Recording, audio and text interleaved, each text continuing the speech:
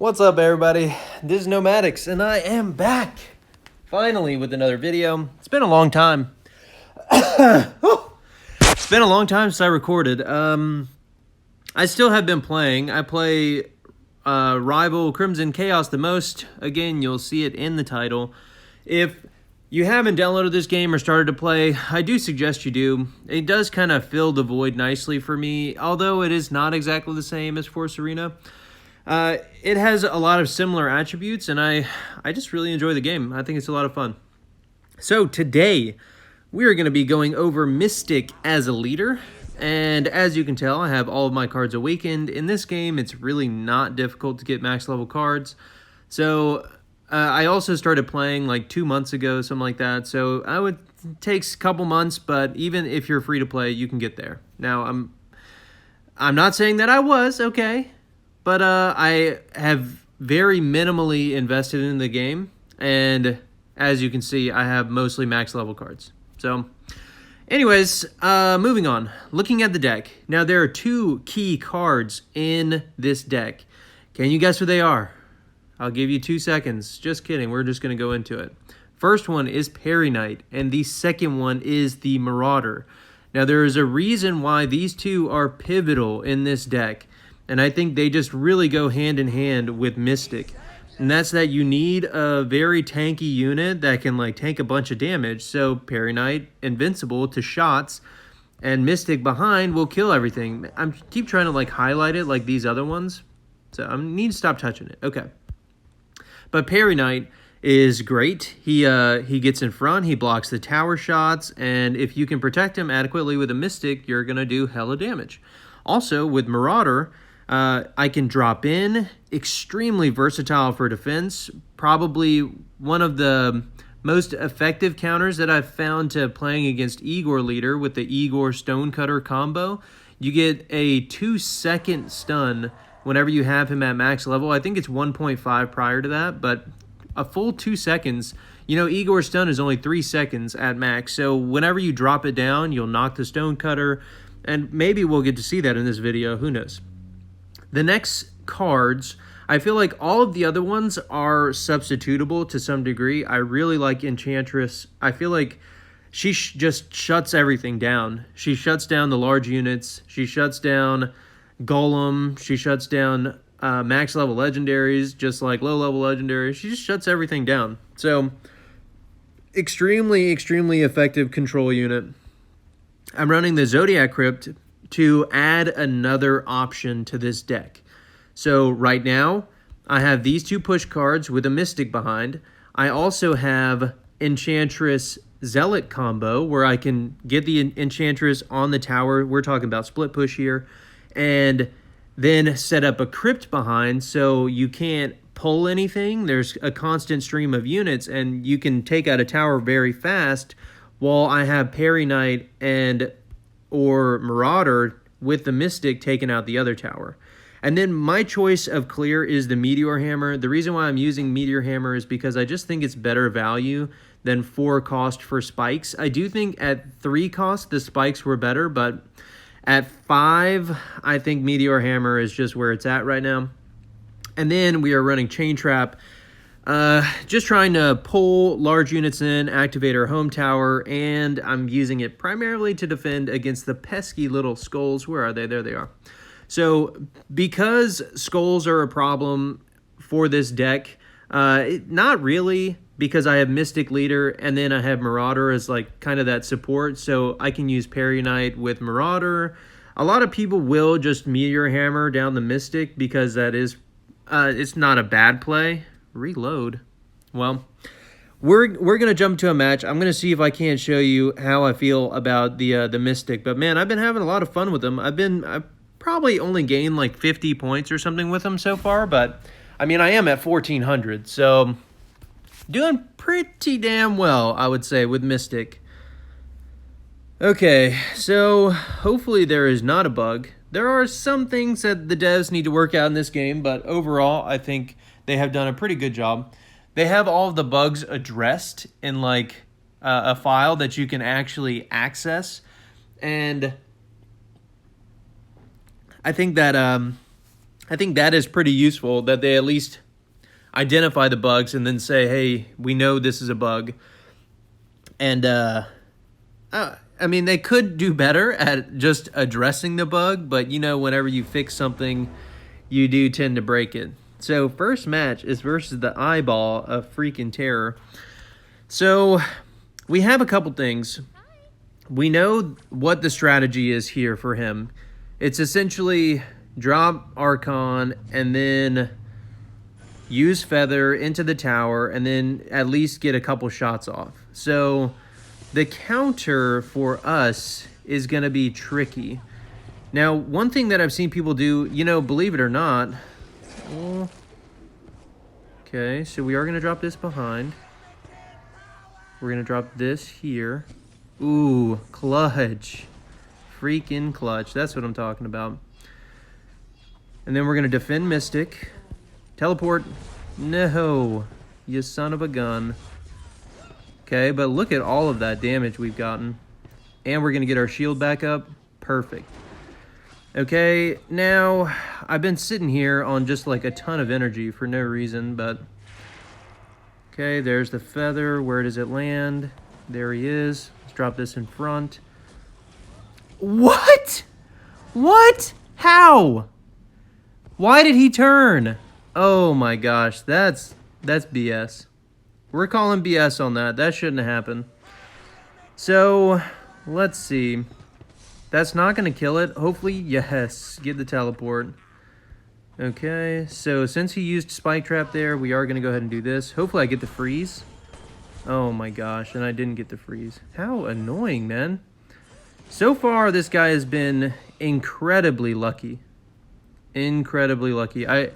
Two situations there. Ooh, I want to pull that. I want to pull that. Okay, so we are going to drop this here, drop this here. Oh, I think he's getting the splash damage.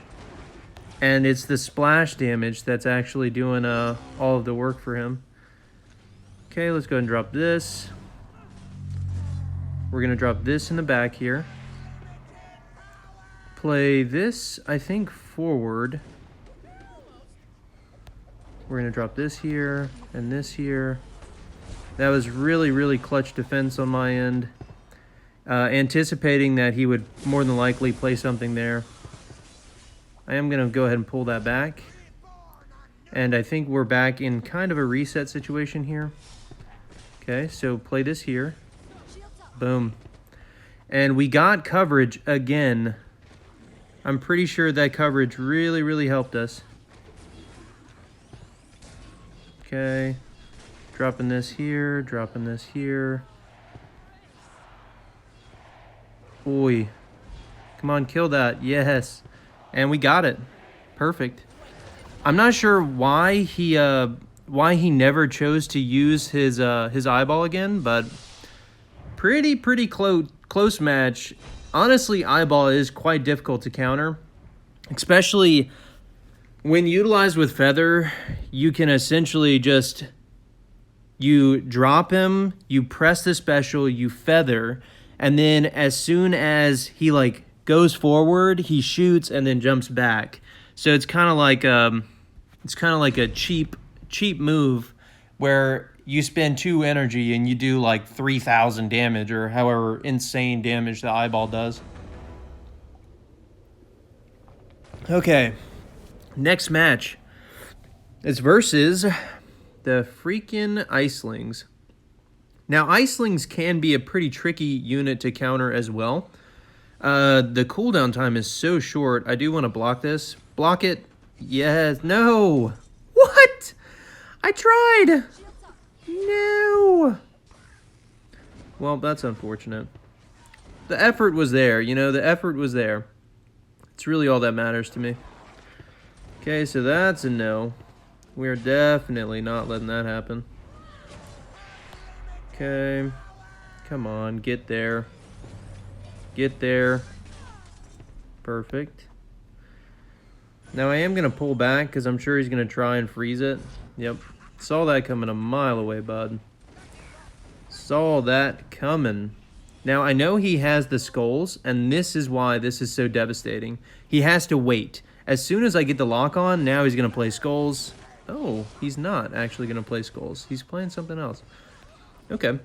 So, Butcher Bros. Very, very interesting, interesting card to utilize. There's that. We're going to drop this here.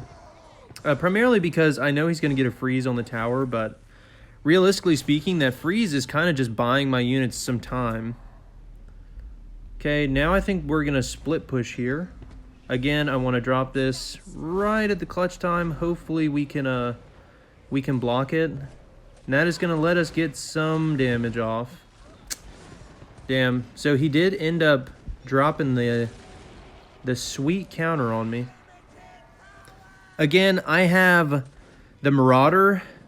Super clutch to have Marauder in this deck. I really cannot stress how much Marauder has assisted the strength of this deck. I am going to drop this here. Well, that's really annoying. I don't think any of that is really threatening, but we are going to drop this here. Okay, so that's going to freeze all of my stuff, isn't it? Yeah. Okay, so we're good, though. We're good. Let's go ahead and do this. I'm actually going to wait a second. Play this in the back. He's going to have to use 5 energy here. Okay, there's the 5 energy. So now we drop everything. He's going to have to use Pike Trap or something. Oh, kill it. Kill it. Yes. Yes. Okay, perfect. So, oh, what? No freaking way, man. Lucky duck. It's okay. It's okay. I'm pretty sure we got it in the bag. I mean, 7 seconds? Like, come on. I have the kill the tower move here. Beam. So, again, so long as you can get it within, like, 600 health, you're good. But as you can tell, using Mystic, you can be extremely effective. So, a lot of people aren't using Mystic for some reason, but I think Mystic is really quite good. As far as what other decks I use, I do have an Igor deck. Of course, I've already played that deck. I'm pretty sure I might have changed it up since the last video that I made. But Igor is a very obvious one. And then Goliath. I don't know if I've made a Goliath video yet, but I actually just I don't know if I would say copied, but I didn't really copy. I think me and I'm a Tank have exchanged words on multiple occasions, and we've devised a deck that seems to work pretty well. So maybe I'll show off that deck at some point. We are getting a sweet little rematch. He changed up the deck. That was not in his deck before. Definitely don't want him to pull that. So we are going to go ahead and block it. Oh, get it in time. Get it in time. Oh, yes. Oh, that was so freaking clutch. Holy cannoli. That was probably the clutchest thing I've seen all week. That right there was so freaking clutch. Love it. Okay. So what else is he gonna play here? I know the freaking annoying Icelings are coming. There they are. Well, it doesn't really matter. As soon as I get one swing, of course, the freeze lasts apparently for an eternity now. So I am gonna get maybe 1 or 2 pot shots here. Okay, so we did about 1,000 damage. I'll take it. I will take it. Okay, drop this here, drop this here, drop this here. Okay, come on, stay alive, stay alive. Oh! No, and the second freeze, man. Oh my lord. Icelings are so irritating. Okay, what are we gonna do here? What is my next play? I think I more than likely will just continue to defend a bit. I've got to have like stronger utility when it comes to my defense. So I am just gonna drop this in the back here.